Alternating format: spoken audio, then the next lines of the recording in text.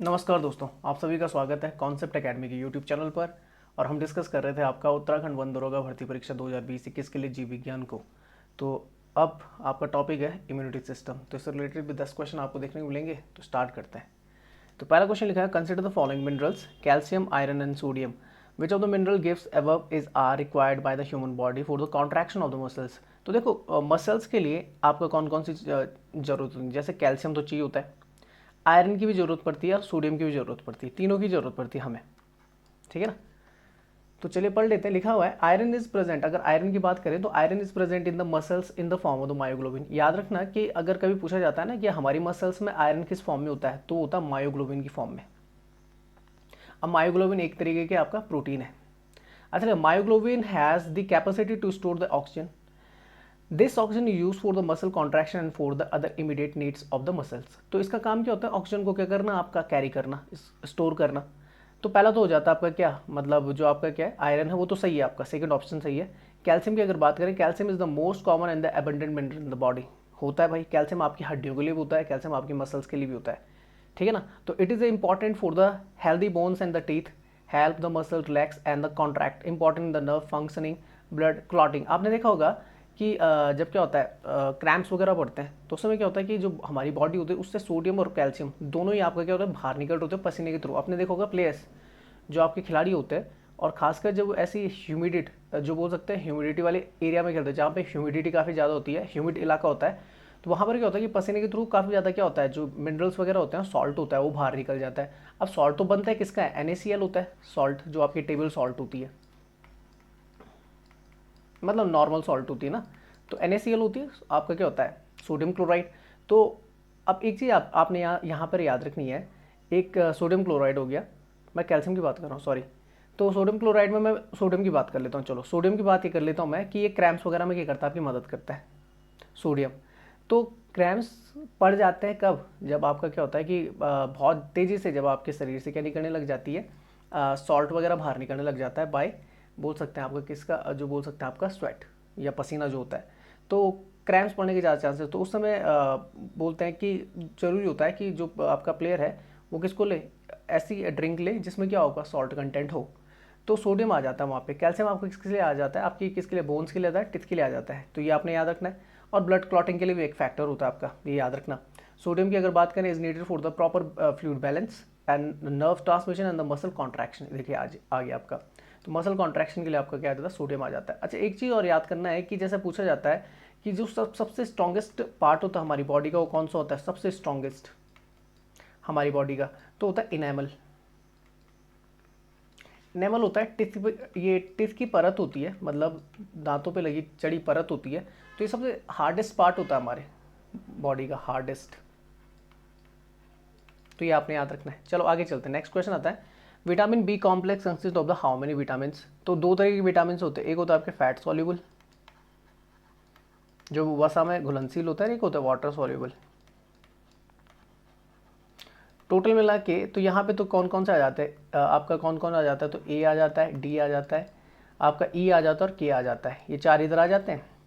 बाकी B series यहाँ पे आ जाता है, बी कॉम्प्लेक्स सीरीज आता है, सी आ जाता है। तो इसमें 8 होते हैं टोटल, कितने होते हैं 8 टोटल मिला के। अगर विटामिन की बात करूँ तो कितने होते हैं आपके, नॉर्मल कितने होते हैं, तो 8 9 10 11 12 13, तो 13 मेनली आपके देखने को मिलते हैं क्या विटामिन। तो देख लेते हैं कौन कौन से हैं। तो लिखा हुआ था B complex consist of the 8 water soluble vitamin that perform the essential and the closely related roles in the body's cellular function. These include the पहला विटामिन वी, B1 जिसे बोलते हैं आपका, वो बी बोला जाता है मेनली। अगर विटामिन वी लिखे ना केवल तो उसे थाइमीन होता है, कौन सा होता, सॉरी थियामीन होता है, थियामीन। B2 को बोलता है राइबोफ्लेविन, B3 होता है नियासिन, B5 होता है आपका पेंटोथेनिक एसिड, फिर होता है पाइटॉक्सिन B6, फिर होता है बायोटिन B7, फॉलिक एसिड, ये लिख लेना है, बायोटिन को बोलते हैं B7 और फॉलिक एसिड को बोलते हैं B9, और फिर होता है साइनोकोबालामाइन या कोबालामाइन, इसे नॉर्मल बोलते हैं, इसे बोलते हैं आपका विटामिन B12। अच्छा लिखा, B vitamin plays a vital role in the maintaining the good health and the well being as the building blocks of the healthy body. B vitamin है, अच्छा building blocks of the body किसे बोला जाता है, proteins को, ये भी याद रखना। B vitamin have a direct impact on your energy level, brain function and the cell metabolism. लिखा हुआ है B vitamin are specially Important for the women who are pregnant and the breastfeeding. These vitamins add in the fetal brain development as well as the reduce the risk of the birth defect. अच्छा, breast feeding के लिए मैं बता दूं तो मैंने एक बताया था आपको कि पिट्यूटरी ग्लैंड, जब आपका इंटीरियर की बात करें तो वहाँ से क्या निकल जाता है आपका प्रोलैक्टिन, एक आपका क्या निकलता है, हार्मोन निकलता है। तो ये ब्रेस्ट में मिल्क को बनाता है, जबकि दूसरा जो निकलता है वो ऑक्सीटॉसिन निकलता है, ऑक्सीटॉसिन। ये डक्ट्स को ओपन करता है ताकि मिल्क बाहर निकल सके, ठीक है ना। तो ऑक्सीटॉसिन ये आपने याद रखना है। अच्छा, नेक्स्ट लिखा हुआ है and for the expected mother B vitamin may boost the energy level, ease nausea and lower the risk of the developing preeclampsia. B vitamin are the to increase the testosterone, ये male sex hormone है आपका, male sex hormone testosterone level in man which naturally decrease with the age, जो क्या होता है समय के साथ आपका डिक्रीज होने लग जाता है। They may also help man build the muscles and the increase the strength. However, human studies confirming these claims are lacking. Each member of the B complex has a unique structure and perform unique function in the human body. B1, B2, B3 biotin, B7 बोलते हैं biotin को, participate in the different aspect of the energy production. Vitamin B6 जिसे आपका क्या बोलते हैं, आपका B6 को बोला जाता है आपका क्या, पायडॉक्सिन, essential for the amino acids metabolism and the vitamin B12 जैसे साइनोकोबालामाइन बोला जाता है, और फॉलिक एसिड को B9 बोला जाता है। तो facilitate the step required for the cell division. चलो आगे चलते हैं। और जो आपकी प्रोटीन चेन होती है, प्रोटीन किससे बनता है आपका, तो ये आपके 20 एमिनो एसिड्स की क्या होती है, 20 एमिनो एसिड्स की चेन होती है, जिसमें से 9 आपके कैसे होते हैं, इसेंशियल और नॉन इसेंशियल 11 होते हैं। पढ़ लेंगे आगे अभी। तो देख लीजिए, विटामिन दो तरीके के होते हैं, एक तो क्या होते हैं आपके जल में संतृप्त हो जाते हैं और एक फैट में संतृप्त हो जाते हैं, मतलब घुल जाते हैं, घुलनशील होते हैं। तो वाटर सॉल्युबल और फैट सॉल्युबल। वाटर सॉल्युबल की बात करें तो नॉन बी कॉम्प्लेक्स आ जाता है आपका एक, जिसमें आपका नॉन बी कॉम्प्लेक्स को बोलते हैं, जो आपका बी कॉम्प्लेक्स के अंदर नहीं आता, वो कौन सा होता है आपका विटामिन सी, जिसको एस्कॉर्बिक एसिड बोलते हैं, नाम जरूर याद कर लेना। फिर बी कॉम्प्लेक्स में आपके 8 आ जाते हैं मेनली, तो थाइमिन आ जाता है B1, riboflavin B2, niacin B3, biotin आ जाता है B7, पेंटोथेनिक एसिड आ जाता है B5, फॉलिक एसिड आ जाता है B9, ठीक है ना। विटामिन B12 साइनोकोबालामाइन, पायडॉक्सिन आ जाता है B6। तो ये आपने याद रखना है। अच्छा, फैट सॉल्युबल की बात करें तो विटामिन ए आ जाता है, जैसे रेटिनॉल या बीटा कैरोटीन। एक्चुअल में बीटा कैरोटीन ही क्या होता है आपका, एक बोल सकते हैं एक चेंजेबल रूप होता है, किसका चेंजेबल फॉर्म होती है किसकी, विटामिन ए की। तो घबराना मत, बीटा कैरोटीन आपका विटामिन बी से मतलब आप रिलेट कर देना, बीटा कैरोटीन आपका विटामिन ए से रिलेटेड होता है। विटामिन डी को कैल्सिफेरॉल बोलते हैं, ठीक है।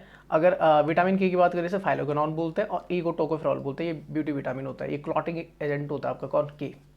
चलिए आगे चलते हैं। तो अगर मैं B1 की बात करूं तो B1 की अगर मैं बात करता हूं तो ये आपका थियामिन। फंक्शन क्या होता है, एनर्जी, डाइजेशन, नर्व फंक्शन को करना, बेस्ट करना। सोर्सेज कौन से, नट्स हो गया, रेड मीट हो गया, होल ग्रेन्स हो गया, ब्लैक बीन्स हो गई। अच्छा, why you don't have enough, exhaustion और पुअर एपेटाइट, अगर नहीं है। अच्छा, नेक्स्ट चलते B2 को, तो ये बोलते हैं आपका राइबोफ्लाविन है, energy, growth and cell function के लिए आता है। एग मिल्क, ठीक है ना। और आपका किस में होता है, ये फोर्टिफाइड जो सीरियल्स होते हैं उनमें होता है। विटामिन ए जो आपका कौन सा होता है, रेटिनॉल होता है, ये विजन, स्किन और रिप्रोडक्शन के लिए आता है। सोर्सेज हो जाते हैं इसके, कैरेट्स हो गया, स्वीट्स पोटैटो हो गया, सालमन हो गई, और कौन से हो गए आपके डेयरी प्रोडक्ट्स हो गए। ई की बात करें तो ये सेल प्रोडक्शन, आपका टॉक्सिन डिस्ट्रक्शन के लिए आता है। विटामिन ई को मैंने बोला था आपका क्या बोला जाता है, टोकोफेरॉल बोला जाता है। ब्यूटी विटामिन हो गया, nuts, seeds, vegetable oils, green vegetables, fish, इसके क्या एग्जाम्पल है, ठीक है ना। अच्छा, आगे चलते हैं। B9 को बोलते हैं आपका कौन सा, ये होता है आपका फॉलिक एसिड। तो reduce the birth effect of the renewable sources कौन से, डार्क लीफी ग्रीन्स, नट बीन्स, होल ग्रेन्स, फ्रूट्स ये आ जाते हैं। विटामिन सी जो आपका एस्कॉर्बिक एसिड है, तो healing wounds, healthy immune system को बेस्ट बनाता है, मतलब इम्यून सिस्टम को अच्छा करता है। इसके जो होते हैं आपके ड्राई फ्रूट्स हो गए, ग्रीन वेजिटेबल्स हो गए, टमाटोज हो गए। 12 की बात करें साइनोकोबालामाइन की, तो nerve development, red blood cell production के लिए होता है, तो ये आपने याद रखना है। सोर्सेज देखेंगे तो डायरी, फिश, मीट, एग से यहाँ से ले सकते हैं। कैल्शियम की अगर बात करें तो ये आपके मिनरल्स है, ठीक है ना, कैल्शियम कोई विटामिन नहीं, ये आपका मिनरल है।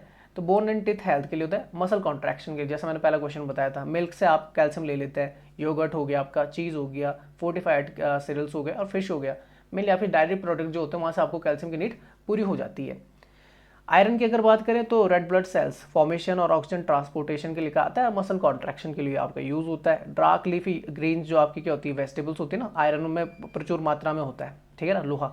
नट्स हो गए और लीन मीट हो गया, यहाँ पर आपको देखने मिलेगा। अगर मैं बात करूँ किसकी, विटामिन के की बात करूँ तो ब्लड क्लॉटिंग के लिए काफ़ी इंपॉर्टेंट होता है, बोन हेल्थ के लिए काफ़ी इंपॉर्टेंट होता है। तो ग्रीन जो आपकी क्या होती है, वेजिटेबल्स होती हैं, ब्रोकली हो गई, ठीक है ना, इनमें ये ब्लूबेरीज हो गई, मीट हो गया, यहाँ पर ही रहता है।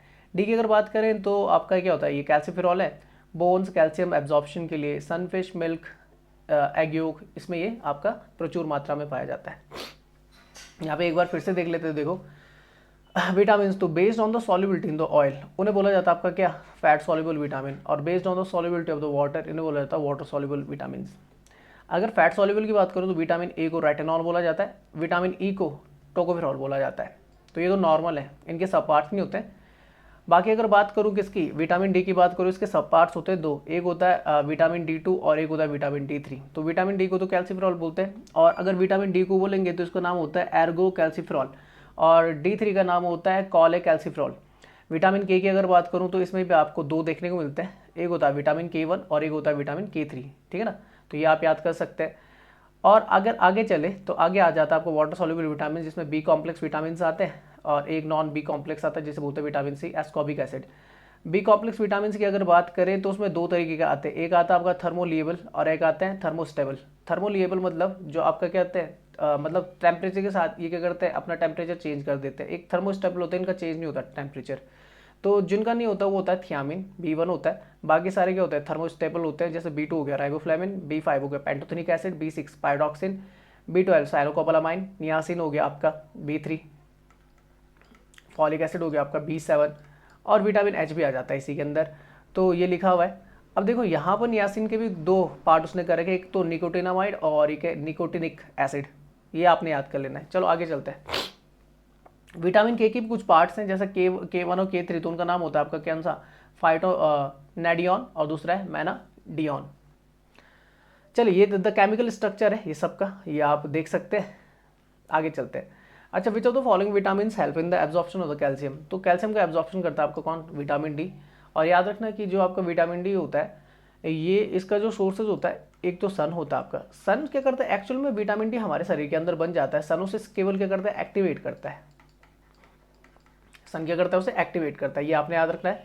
तो लिखा हुआ है vitamin D promote the calcium absorption in the guts and the gut बोलते हैं पेट को, maintain the adequate serum calcium and the phosphate concentration to enable normal mineralization of the bones and to prevent the hypocalcemic tetany.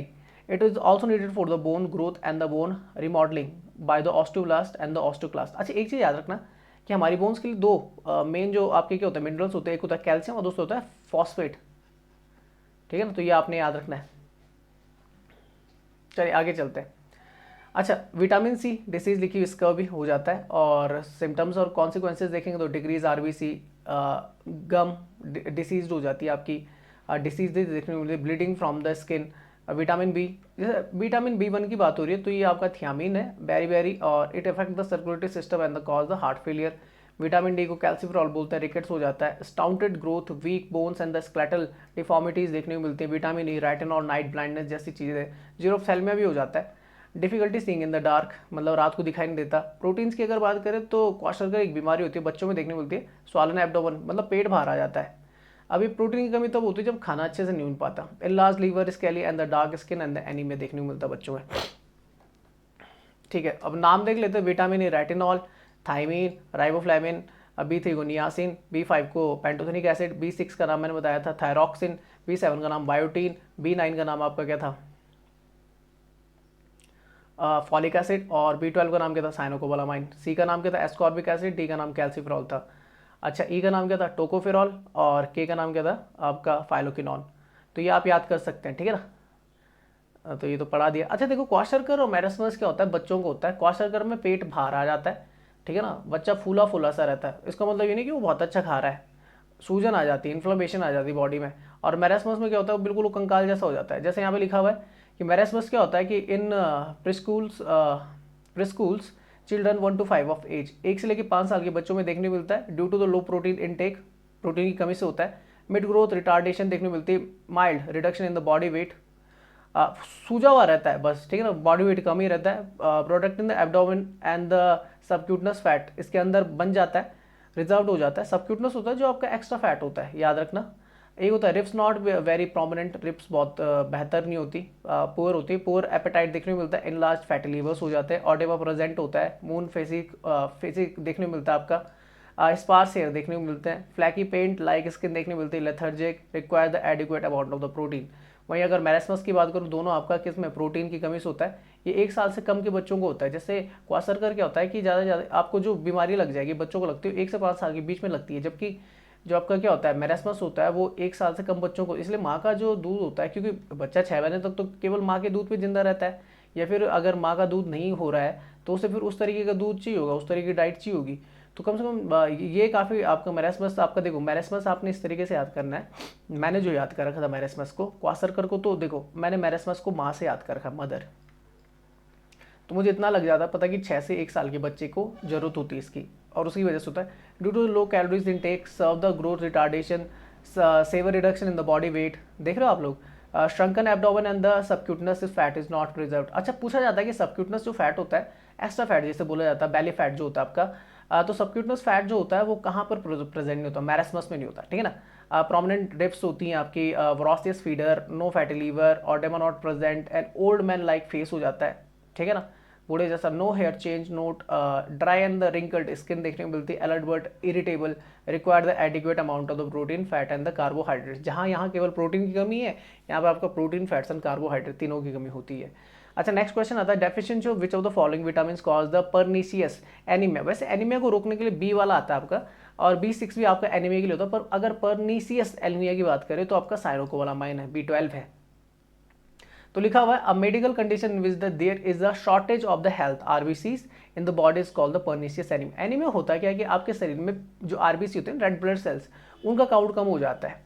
एक sickle cell anaemia भी होता है, जिसमें जो कौन सी होती है, बाइकॉनकेव सेव होता है किनका, आरबीसी का, वो सिकल में आ जाता है। मतलब आरबीसी का सेव इस तरीके से बाइकॉनकेव होता है, और वो कैसा हो जाता है आपका, वो सिकल सेल में आ जाता है, इस तरीके से सिकल सेल एनीमिया बोलते हैं ऐसे।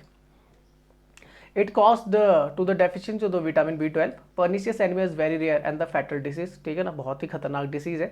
लिखा हुआ है pernicious anemia is the type of the anemia that lack the intrinsic factor। अच्छा, आगे लिखा deficiency of the vitamin can cause the several disease like the scurvy, night blindness, anaemia, ETC. Pernicious anaemia is caused due to the deficiency of the vitamin B12। अगले the chemical name of the vitamin B12 is the cyanocobalamin.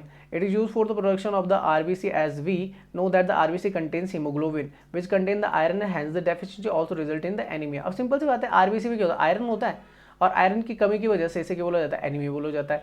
It is mostly found in the non vegetarian food.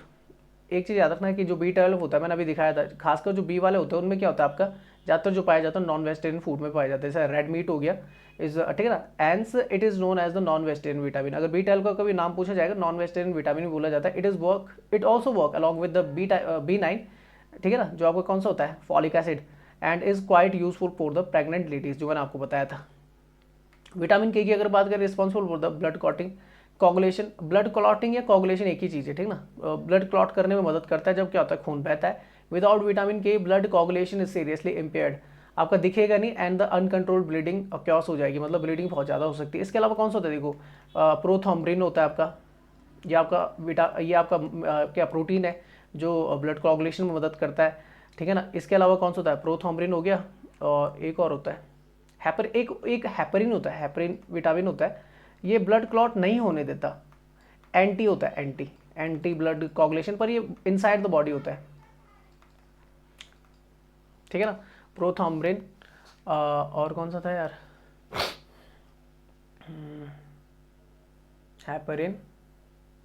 Heparin हो गया, प्रोथॉम्ब्रिन हो गया, vitamin के हो गया, ठीक है, और कौन सा था,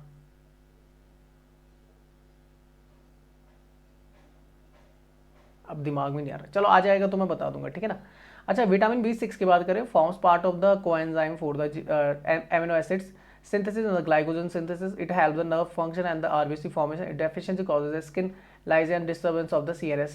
अब डिस्पर्स जो आपका डिस्टर्बेंस देखने को मिलता है CNS, मतलब जो आपका सेंट्रल नर्वस सिस्टम होता है, और एनीमिया नाम की बीमारी आपको इससे भी देखने को मिलती है। अच्छा, ये कौन सा विटामिन होता है, ये पायडॉक्सिन होता है। अच्छा, नेक्स्ट आता है विटामिन ई, तो is also known as the tocopherol. It deficiency can result in the less fertility. अच्छा, टी को B2 विटामिन बोलते हैं। इससे क्या होता है, इंसान इनफर्टाइल हो जाता है, नपुंसक हो जाता है। तो इससे जो आपकी क्या होती है, विटामिन ई की कमी से फर्टिलिटी क्या हो जाती है, कम हो जाती है। इसके sources vegetable oil, sprouted wheats, leafy vegetable, milk, butter, ETC are the major sources of the E. Tocopherol इसे बोलते हैं आपका। चलो अच्छा, नेक्स्ट इसे कौन सा बोलते हैं? विटामिन के को फाइलोक्विनोल बोलते हैं। प्रोथोम्ब्रिन, ठीक है। हेपरिन नहीं आ रहा यार याद। चलो कोई दिक्कत नहीं, मैं लिख दूंगा, कमेंट बॉक्स में डाल दूंगा। अच्छा, which of the following vitamin are water soluble? तो वाटर सॉल्युबल दो होते हैं, मैंने बताया था कौन से होते हैं, B and C. B complex जिसमें 8 आते हैं और सी होते हैं, बाकी सारे क्या होते हैं आपके फैट सॉल्युबल होते हैं। तो लिखा हुआ है vitamin are nutrients your body need to develop and the function properly. There are the 13 essential vitamins A D E K which are the fat soluble in the vitamin C and the B complex group, which are the water soluble. Each vitamin has the distinct role in the keeping you healthy. तो ये तो बता दिया sir. चलो आगे चलते हैं। Next question आता है which of the following vitamin also known as the fatty acid? तो ये एफ को बोलते हैं, ठीक है ना। बाकी तो मैंने बता दिया, इसे रेटिनॉल, ठीक है ना, इसे एस्कॉर्बिक एसिड सी को, और इसे बोलते हैं फाइलोक्विनोन। फाइलोक्विनोन स्पेलिंग हो सकती है गलत लिख रहा हूँ, ठीक है ना। फाइलोक्विनोन इस तरीके से बोल देते हैं। फाइलोक्विनोन से ऐसे ऐसे लिखते हैं, क्विनोन। चलो आगे चलते हैं। लिखा हुआ है कि vitamin F is an essential fatty acids होते हैं हमारी बॉडी की, जिनकी ज़रूरत होती है। इसेंशियल मतलब जिनकी ज़रूरत हमारी बॉडी को पड़ती है, हमें अलग से लेना पड़ता है, बाहर से आती है।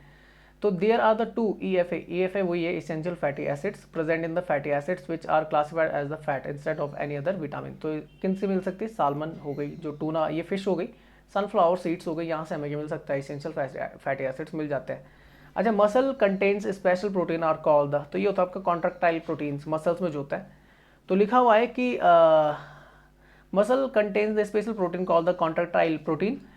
These are those protein that meditate the sliding of the contractile fibers, contraction of the cells, cytoskeleton of the cardiac and the skeletal muscle. Contractile proteins are arranged into the regular strand that account for the typical appearance of the sarcomere. अच्छा, lipoprotein देख लेते हैं भाई। तो lipo जहाँ पर आ जाता है, लिपिड से आता है, फैट से रिलेटेड होता है। It is the heterogeneous particle containing both lipids and the proteins which allow the transport of the lipid through the aqueous environment. अच्छा, पॉलीथाइलिन ग्लाइकोल प्रोटीन की बात करते हैं। तो लिखा it is a biological inert, non biological inert मतलब होता है आपका कैसा होता है, मतलब अक्रिय होती है ये, non immunogenic chemical that confer the greater water solubility to protein, labelling tags and the cross linkers with which it is incorporated as a constituent chemical group. अच्छा, नेक्स्ट आता है nucleoprotein. It is a conjugated protein consisting of a protein linked to a nucleic acid होता है, either DNA और RNA। अब ये nucleic acid ही तो होते हैं, एक होता है आपका कौन सा, डीऑक्सी राइबोन्यूक्लिक एसिड, एक होता है आपका राइबोन्यूक्लिक एसिड। तो न्यूक्लियोप्रोटीन आपके DNA और RNA से रिलेटेड होते हैं। नेक्स्ट क्वेश्चन आता है protein are made up of, तो प्रोटीन बनते हैं आपके 20 अमीनो एसिड्स की चेन से। 20 अमीनो एसिड्स की चेन से आपका प्रोटीन क्या हो जाता है, बन जाता है। तो चलो पढ़ लेते हैं अमीनो एसिड्स के बारे में। तो लिखा proteins are large complex molecule that are essential for the structure, function and the regulation of the body tissue and the organs. Protein are made of up of the 100 of the small units called the amino acids that are attached to one another to peptide bond. अच्छा, amino acids किससे बंधे होते हैं? तो peptide bond लगा होता है, forming a long chain. Amino acids are the organic compound that contain the both the carboxylic group भी आता है COH, और आपका एमाइन ग्रुप भी आता है R। फंक्शनल ग्रुप्स देखें तो amino acids are biologically important organic compounds. A large proportion of the our cells, muscles and the tissue is made of the amino acids. Amino acids play central role both as the building blocks of the proteins and the intermediates in the metabolism. तो यहाँ पर मैं दिखा देता हूँ, देखो DNA से RNA जब आपका चेंज होता है, DNA से RNA चेंज की प्रोसेस बोलता है ट्रांसक्रिप्शन प्रोसेस बोला जाता है। RNA जब आपका किस में चेंज होता है, प्रोटीन में चेंज होता है, उसे ट्रांसलेशन प्रोसेस बोलते हैं। मेनली समझ में आ गई? तो ये आपने याद रखना है। और जब उल्टा चलता है उसे रिवर्स ट्रांसक्रिप्शन बोल देते हैं, ये आपने याद रखना है। तो इस तरीके से देखो आपका क्या होता है, जो RNA होता है ना, ये 3 का कोडन पकड़ता है, 3 की चेन को पकड़ता है। जैसे ये देखो ये DNA। अच्छा, DNA कैसा फॉर्म्ड होता है, मैं बताया था आपको, जो आपके न्यूक्लियस के अंदर क्रोमोसोम होता है ना, जो न्यूक्लियस के अंदर क्या होता है, क्रोमोसोम्स। तो थ्रेड लाइक स्ट्रक्चर जिसे क्रोमेटिन बोलते हैं, उसी से आपका क्या बनता है, आपका DNA बनता है। DNA बाद में क्या होता है कि ये आपका डबल हेलिक्स होता है, जो वॉटसन एंड क्रिक ने समझाया था। बाद में ये क्या होता है, खुल जाता है। खुलते ही किस में बदल जाता है, आपका RNA में बदल जाता है, जहाँ पे RNA 3 तरीके का होता है। एक होता है आपका मैसेंजर RNA, एक होता है आपका राइबोसोमल RNA जैसे rRNA, ये 3 होते हैं, mRNA, एक होता है आपका rRNA, और एक होता है आपका tRNA मेनली। और मैंने एक चीज़ बताई थी कि जो आपका DNA होता है वो 4 चीज़ों से बनता है, ATCG। एक होता है एडेनिन, थाइमिन, साइटोसिन और ग्वानिन। और इन दोनों के बीच में तो डबल बॉन्ड होता है, इन दोनों के बीच में ट्रिपल बॉन्ड होता है। और अगर मैं बोलूँगा कि आपका जो आरएनए होता है वो किस में होता है, तो उसमें होता है AUCG। तो एडनिन तो होता है, पर यहाँ पे यूरेसिल आ जाता है। इनमें डबल बॉन्ड होता है और बाकी सेम रहता है, साइटोसिन और ग्वानिन सेम रहते हैं। तो ये आपने याद रखना, यहाँ पे लिखा हुआ देखो, एडनिन, थाइमिन, साइटोसिन, ग्वानिन। और पर याद रखना कि केवल थाइमिन किस में होता है, DNA में होता है, और यूरेसिल किस में होता है, RNA में होता है। और इन्हीं के जब तीन का क्या होता है कि आपका डिफॉल्टर, ये क्या होता है, डिफॉल्टर सेट होता है। जब ये खुलती है चेन तो तीन आपके कोडन्स, तीन जब आपके ट्रांसफर आने के थ्रू आपके तीन कोडन्स बनते हैं, तो उनके थ्रू आपकी पॉलीपेप्टाइड चेन बनने लग जाती है। कि बनने लग जाती है पॉलीपेप्टाइड चेन। किसकी बनती है, तो किसकी बनती है, आपकी अमीनो एसिड्स की। और इन अमीनो एसिड्स जब जैसे ये 20 होता है ना, इनसे क्या बन जाती है, एक प्रोटीन बन जाता है, एक प्रोटीन का मॉलिक्यूल बन जाता है। मैं यहाँ पे दिखा देता हूँ। जैसे अमीनो एसिड की बात करें तो मैंने बताया था एमाइन ग्रुप होता है और आपका कार्बोक्सिलिक ग्रुप होता है। तो ये आपने याद कर लेना है। 9 कैसे होते हैं हमारे शरीर के अंदर, 9 इसेंशियल अमीनो एसिड्स होते हैं, चाहिए होते हैं। मतलब हमारी बॉडी को 9 इसेंशियल मतलब हमारी बॉडी को जो बाहर से लेने होते हैं, जिसमें आपका कौन सा आता है, हिस्टिडाइन आ जाता है, ठीक है ना, आइसोल्यूकिसाइन आ जाता है, ल्यूकोसाइन आ जाता है, ल्यूसाइन आ जाता है, ल्यूसाइन आ जाता है, लाइजिन आ जाता है, मेथोनाइन आ जाता है आपका। बाकी ये सारे आप पढ़ सकते हैं, ये 9 है। ये पेपर में नहीं पूछे जाते, बस आपने याद रखना इसेंशियल कितने होते हैं। टोटल मिला के अमीनो एसिड्स कितना होता है, काउंट 20 होता है, जिसमें से 9 इसेंशियल और 11 आपके क्या होते हैं, नॉन इसेंशियल होते हैं। मतलब हमारी बॉडी के अंदर ये खुद ही जनरेट हो जाते हैं, हमारी बॉडी को ये कहीं से लेने नहीं पड़ते हैं कि खाने से वगैरह से लेने पड़ते हैं। हाँ, पर 9 को लेना पड़ता है, ये आप याद कर सकते हैं। तो ये आपके अलग अलग है, ठीक है ना। ये आपके कौन है, ये आपके बोल सकते हैं एमिनो एसिड्स हैं। इनका क्या आपका केमिकल स्ट्रक्चर है। तो कुछ नॉन पोलर होते हैं, कुछ आपके पॉजिटिवली चार्ज होते हैं, जैसे लाइजिन हो गया, आर्गेनाइन हो गया आपका। कुछ पोलर होते हैं, कुछ आपके कैसे होते हैं, नेगेटिवली चार्ज होते हैं। अच्छा, नेक्स्ट चलते हैं, the resistance of the our body to disease called. अच्छा, डिसीज से रोकने के लिए हमारी बॉडी के अंदर क्या होती है, इम्यूनिटी होती है, आप जानते हैं। तो पढ़ लेते हैं, देखो लिखा हुआ immunity, all living things are subjected to attack from the disease causing the agents, even bacteria have the system to guard themselves against the infection by the viruses.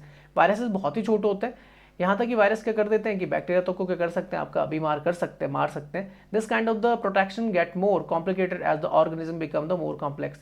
जैसे मैंने बताया था, आपकी दो तरीके की सेल्स होती हैं, आपकी एक प्रोकैरियोटिक सेल्स होती है, आपकी इकोरियोटिक सेल्स होती हैं। प्रोकैरियोटिक आपकी सिंगल सेल्ड होती है, यूकैरियोटिक आपकी क्या होती है, आपकी कैसे होती है, मैनी सेल्स होते हैं इसमें।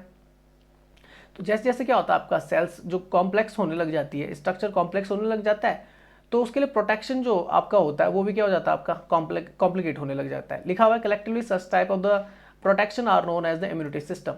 Non specific innate immunity, non specific मतलब क्या होती है, जो बनती बाद में नहीं बनती, इनेट होती। इनेट मतलब हमारे अंदर खुद ब खुद बन जाती है, हमें बाहर से नहीं लेनी होती। जैसे अब जैसे कोविड-19 था, तो इसके लिए हमारी क्या इम्यूनिटी सिस्टम क्या था, कईयों को तो क्या होता है, जैसे मैं बता देता हूँ कि पहले से प्रिपेयर नहीं होता।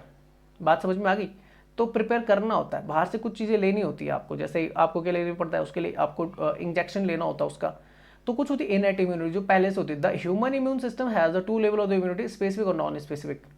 Through the non specific immunity also called the innate immunity, the human body protect itself against the foreign matter, खुद ही कर देती है। मतलब जैसे आपने देखा बुखार आ रहा है आपको, तो आप खुद ब खुद आप बिना दवाई के क्या हो जाते हैं, 1-2 दिन में सही हो जा रहा है। जुकाम हो रहा है, 1-2 दिन बाद खुद से, तो ये आपकी कौन सी इम्यूनिटी, इनेट इम्यूनिटी बोली जाएगी।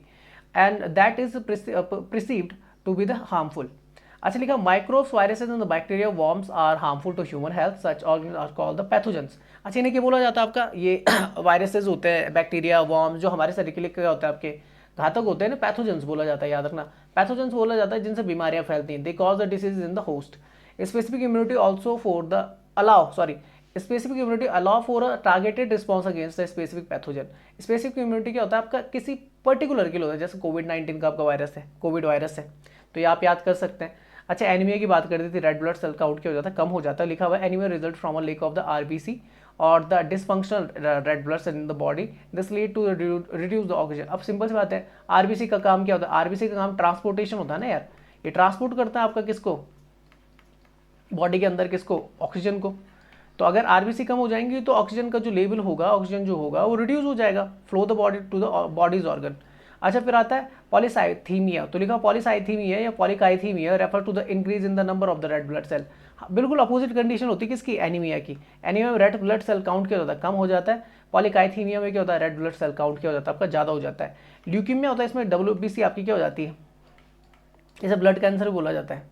या वाइट ब्लड सेल्स का कैंसर भी बोला जाता है। लिखा हुआ है leukaemia is the cancer of the body's blood forming tissue including the bone marrow and the lymphatic system. It lead to the over production of the abnormal white blood cell. तो leukaemia में क्या होता है कि आपका white blood cell count क्या होने लग जाता है, ज़्यादा होने लग जाता है। जैसे मैंने बताया था ना, आपका आरबीसी क्या होता है, आरबीसी में जो आपका लगभग काउंट होता है हमारी बॉडी के अंदर 40 लाख से लेकर 60 लाख के आसपास होता है।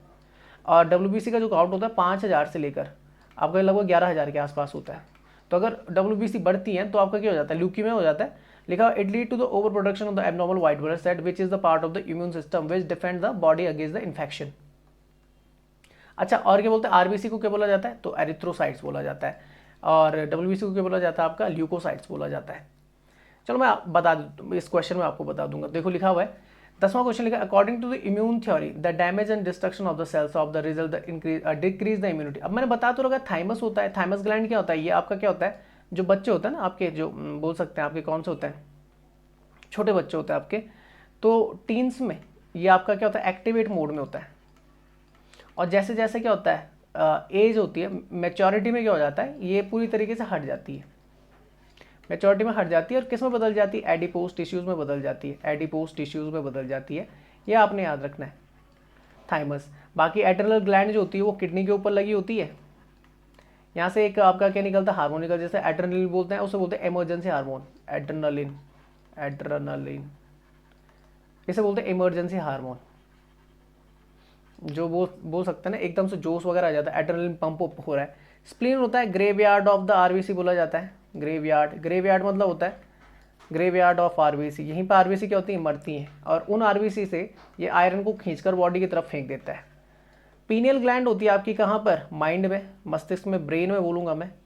और यहाँ से निकलता है आपका एक हार्मोन जिसे बोलते हैं मेलाटोनिन। ये हमारे बॉडी फंक्शन को, जो बोलते हैं बॉडी क्लॉक फंक्शन को बेहतर बनाता है। सुबह 5 बजे उठना है, बिना अलार्म के उठ जाते हैं, तो ये पीनियल ग्लैंड करती है हमारा। चलो देख लेते हैं, मैं यहाँ पे देख लेता हूँ। तो लिखा हुआ था thymus is the lobbed organ situated near the heart.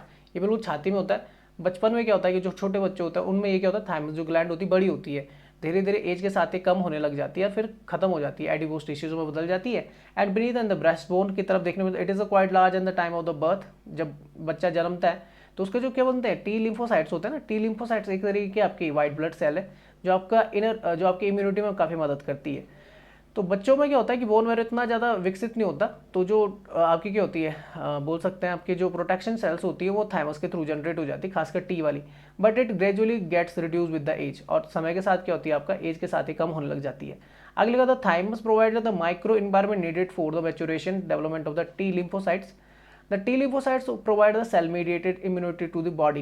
They defend against the viruses, bacteria, fungi that enter the cells. T lymphocytes are the all of the 3 types. अच्छा, तीन तरीके की होती है। एक होती है आपकी हेल्पर टी सेल्स होती है, किलर सेल्स होती है, और एक होती है आपकी कौन सी, सप्रेसर सेल्स। बता दूंगा मैं अभी आपको, ठीक है ना। इसके अलावा आपको बी सेल्स भी देखने को मिलती है, जिन्हें बर्सा सेल्स बोला जाता है, बोन मैरो सेल्स भी, या बोन मैरो लिम्फोसाइट्स बोला जाता है। 3 तरीके की लिम्फोसाइट्स होती हैं। और टी कितने तरीके की होती है, 3 तरीके की, ठीक है ना। अभी दिखा दूंगा आगे, अभी कंफ्यूज हो होंगे आप। अगर आपने इससे पहले मेरा पढ़ा होगा, एक टॉपिक है, ठीक है ना, जिसमें मैंने सर्कुलेटरी सिस्टम के बारे में पढ़ाया था, तो उसमें मैंने ये सारा जो आपका ब्लड वगैरह के बारे में सारी चीज़ें क्लियर करा रखी हैं। तो इसमें भी कर देते, देखो लिखा हुआ killer T cells reach the site of the infection secrete perforin that kill the microbe by the puncturing their cells membrane. Suppressor cells inhibit the immune system for attacking the body own cells. The helper T cells and help beta lymphocytes या B lymphocyte to secrete the antibodies. Thus, if the cells of the thymus get the destroyed or damaged, it will lead to the non-maturation of the T lymphocyte that will result in the decreased immunity and the more diseases. तो ये बच्चों में देखने को मिलता है। Adrenal gland की बात ऑल्सो नॉन एज द, इसे बोलते हैं आपका सुप्रेरिनल ग्लैंड। सुप्रेरिनल ये जो वर्ड आता है, रीनल वर्ड होता है आपका किडनी से related. Are small triangular shaped glands located on the top of the both kidneys. Adrenal gland produce the hormone that help regulate your metabolism, immune system, blood pressure, response to stress and other essential function. Spleen की अगर बात करें, organ of the left side of the abdomen में देखना below the stomach, ये पीछे की तरफ होता है बिल्कुल,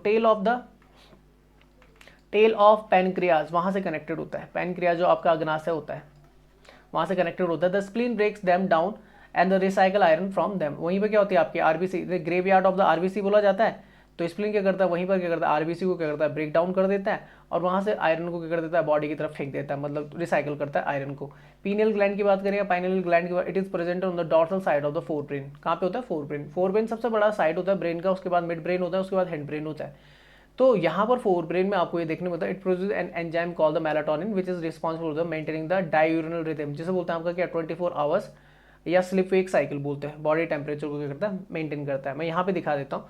तो बचपने में यहाँ पर देख रहे हैं छाती की तरफ, तो ये काफ़ी बड़ी दिख रही होगी आपको, कौन सी, ये आपकी थाइमस ग्लैंड, ठीक है ना। तो बचपन में काफ़ी बड़ी होती है और जैसे जैसे क्या होती है आपकी एज होने लग जाती है वैसे वैसे छोटी होने लग जाती है, फिर खत्म हो जाती है। फिर तो हमारा बोन मैरो से क्या होती है, डब्ल्यूबीसी प्रोड्यूस होने लग जाती है, वहीं से आपकी लिम्फोसाइट्स प्रोड्यूस हो जाती है। तो ऊपर की तरफ ट्रैकिया, फिर थाइमस है, लंग्स के बीच में आपको क्या देखने को मिलता है, हार्ट। अच्छा एक चीज़ बताना कि जो लंग्स होता है कितने लॉब्स होता है, टोटल 5। एक यहाँ पर है तो 1 2, तो लेफ्ट वाला जो होता है 2 लॉब्स होते हैं और राइट वाले में 3 होते हैं, 1 2 3, ये आपने याद रखना है। जो लेफ्ट वाला लंग होता है वो कैसा होता है, छोटा होता है, क्योंकि थोड़ा सा जो हार्ट होता है, हालांकि सेंटर में होता है हार्ट, पर थोड़ा सा टिल्ट होता है किस तरफ, बाएं वाले की तरफ। अच्छा लिम्फोसाइट्स की बात करें तो मैंने बताया 3 तरह की होती हैं आपकी, एक होती है बी लिम्फोसाइट्स, एक होती है टी लिम्फोसाइट्स, एक होती है नेचुरल किलर सेल्स। तो बी लिम्फोसाइट्स के अलावा अगर मैं टी सेल्स की बात करूँ, उसमें एक हेल्पर टी सेल्स आती है, साइटोटॉक्सिक आती है, रेगुलेशन आती है, ये सारे काम मैंने इसके बता दिए, बस इतना याद कर लेना आप लोग। बोन मैरो की बात करें, आप जानते हैं बोन्स के अंदर हमारा क्या होता है, मैरो होता है।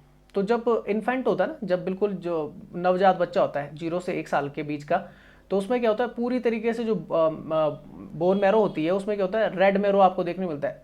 बोन मैरो में 2 चीज़ें होती हैं आपकी, जो हमारी बोन मैरो होती है,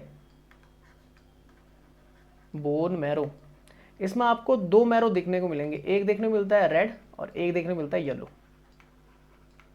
तो जब बच्चा होता है 1 साल के आसपास का, तो उसका जो बोन मैरो होता है उसमें पूरी तरीके से रेड मैरो होता है। आपको ये साइड में जो दिख रहा है वो कार्टिलेज दिख रहा है।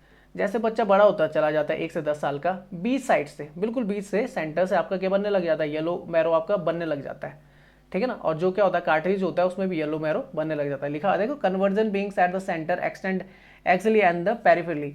उसके बाद क्या होता है, जैसे जैसे एडोलेसेंट एज आती है, 10 से 20 साल की आती है, तो येलो जो आपका क्या होता है, येलो बोन मैरो होता है वो बढ़ने लग जाता है, और जो रेड होता है वो कम होने लग जाता है। और जब 20+ एज हो जाती है तो काफ़ी हद तक आपका क्या होता है, लगभग 80% आपका येलो बोन मैरो बन जाता है, और 20% के आसपास आपका क्या रहता है, रेड रहता है।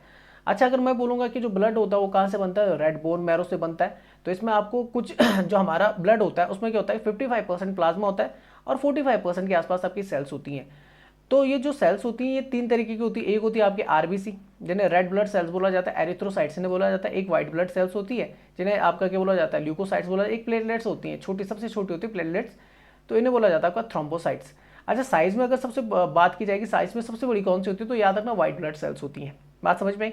ये आपका बाइकॉनकेव शेप किसका, आरबीसी का। इन्हीं के अंदर क्या होता है, आपका हीमोग्लोबिन होता है, जो क्या करता है, आयरन को कंटेंट करता है, और आयरन के आने के बाद ही इनका रेड पड़ता है कलर, वैसे ही ब्लू होती है। तो ये देख लेते हैं, आपका देखो लिखा हुआ है। अच्छा बात करेंगे blood cells it's type with the function, तो रेड ब्लड सेल्स ये हो गई, ये हो गई आपकी प्लेटलेट्स।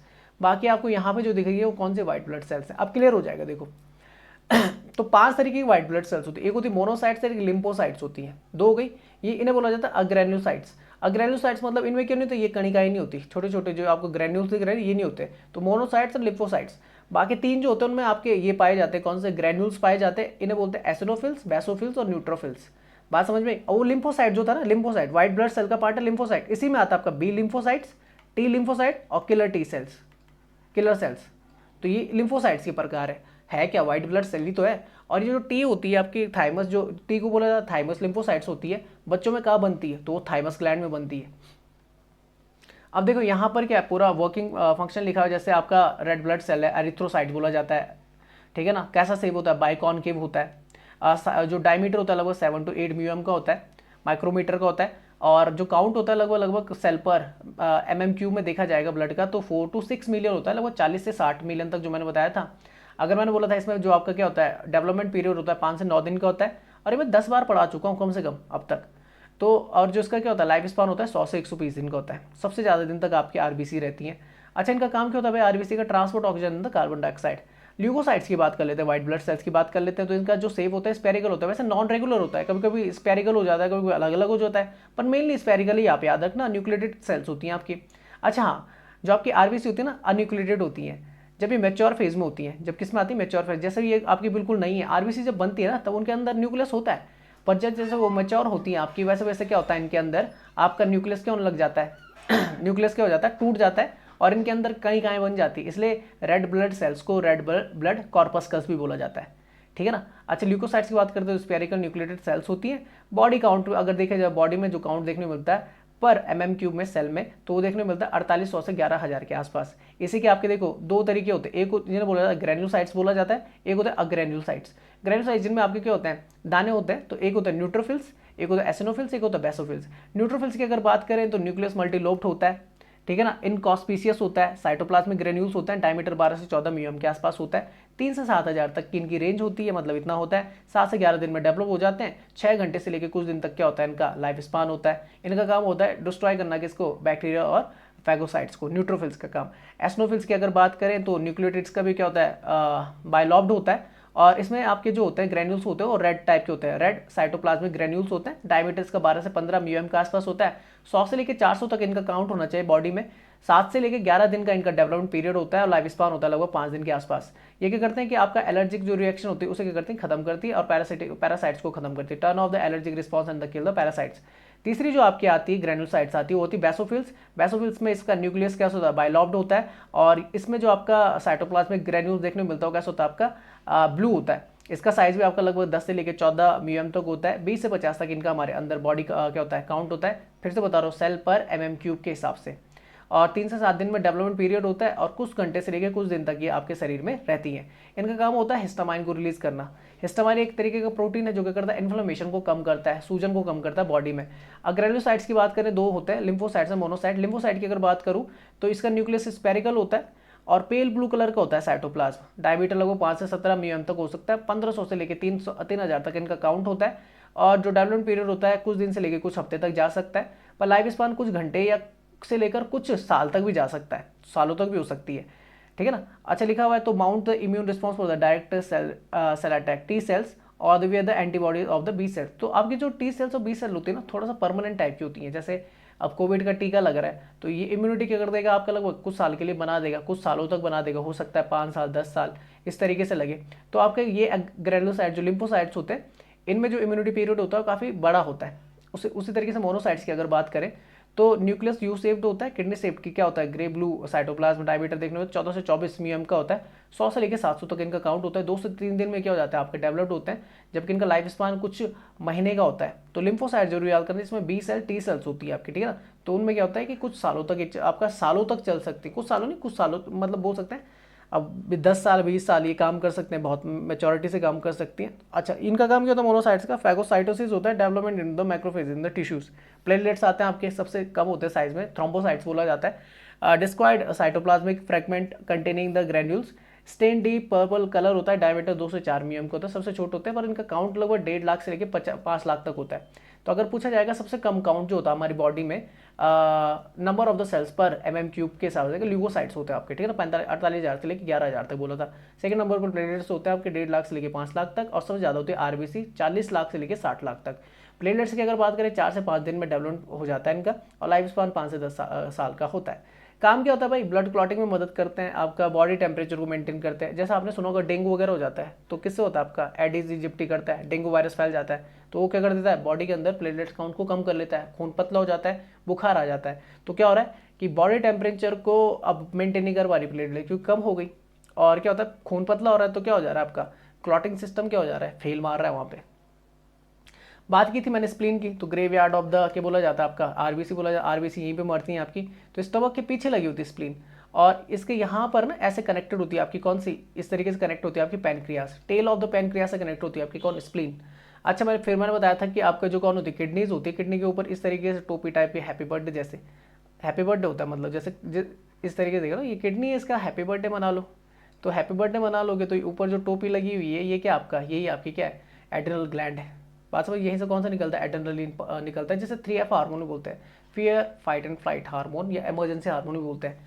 वही नेक्स्ट आता है पीनियल ग्लैंड।